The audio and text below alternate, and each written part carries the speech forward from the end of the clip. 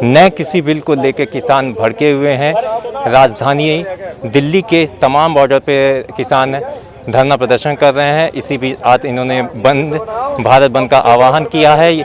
आप मेरे पीछे देख सकते हैं, तमाम किसान बैठे हुए हैं, अपना शांतिपूर्ण आंदोलन कर रहे हैं और भारत बंद का आह्वान जो किया था उसी के दौरान ये लोग यहाँ पे बैठे हुए हैं। ये नोएडा बॉर्डर है, नोएडा दिल्ली को जोड़ने वाला बॉर्डर है।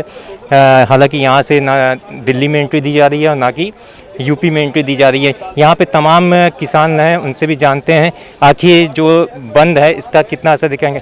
आप लोग ने भारत बंद का आह्वान किया है और शांतिपूर्वक बंद चल रहा है, ऐसे में आप लोग क्या चाहते हैं? जो सरकार क्या डिमांडें हैं? सरकार ने 3 बिल वो क्या, किस तरीके से उस बिल को देखते हैं? जो सरकार ने ये जो काला कानून जो पास किया है इसको वापस ले ले, किसानों की यही मांग है।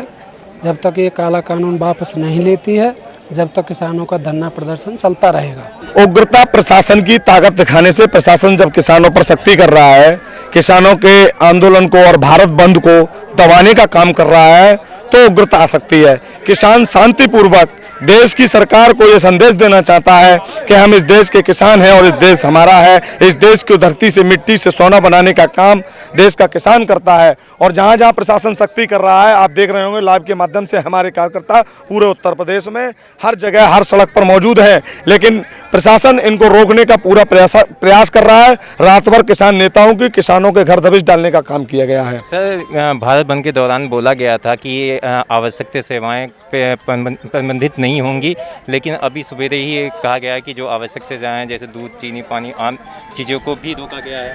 देखिए, किसानों ने ऐसी कोई चीज़ नहीं कही थी। किसानों ने सिर्फ इतना कहा है कि हम लोग रोड पे आएंगे, भारत बंद का आह्वान करेंगे। जब किसान का बेटा मजदूर जो दूध और इसकी सप्लाई करता है, फल सब्जी की, वो स्वतः ही अगर रोड पर रुक जाए तो इस बात की हम नहीं कह सकते। लेकिन देश को खाना खिलाने का काम किसान का है, देश को भोजन कराने का काम किसान का है। इसलिए किसान ऐसा आदेश कभी नहीं कर सकता। जब पानी सर से गुजर जाएगा, जब पानी सर से गुजर जाएगा, सरकार नहीं झुकेगी, तब ये आदेश हो सकता है। लेकिन ऐसा अभी हमारे संगठन ने आवश्यक वस्तुओं के या दूध चीनी की बंद करने की कोई बात नहीं कही। कई बीजेपी शासित प्रदेश हैं जहां पे बंद का वो समर्थन नहीं किया, हालांकि कोई टिप्पणी भी नहीं उस पर की है, लेकिन उन्होंने साफ तौर पे कर दिया अगर प्रदेश में किसी तरीके का भी उद्भव देखा जाता है तो उनके खिलाफ सख्त कार्रवाई की जाएगी।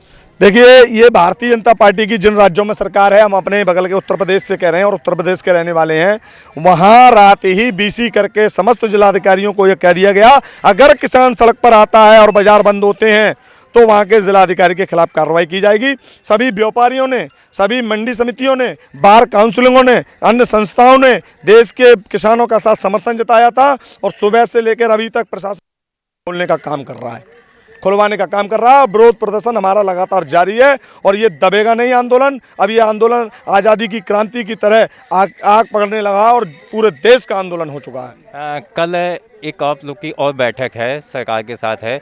उन्होंने हालांकि देखा जा रहा है कि सरकार कुछ नर्म रुख अपना रही है। ऐसे में अगर सरकार की तरफ से जो 3 बिल लिए गए हैं जो आप लोग की तरफ से संशोधित करने के लिए बोला जा रहा है, अगर ऐसा नहीं होता क्या ये आंदोलन और बढ़ेगा या इस पर और क्या आप आगे किए? देखिए, सरकार अगर नर्म रुख अपना रही है तो किसान भी नर्म रुख रखे हुए हैं।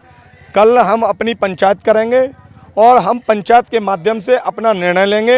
अगर सरकार हमारे प्रति नरम रुख रखेगी तो हम सरकार के प्रति नरम रुख रखेंगे। सरकार अगर संशोधन को नहीं कर पाती है तो किसान और कड़ा रुख रखेगा और यहाँ से हिल के नहीं जाएगा, दिल्ली को और घेरने का काम करेगा। यार, ये संशोधन क्या चीज़ होती है? संशोधन का क्या मतलब है सर? ये कानून लेके क्यों आए?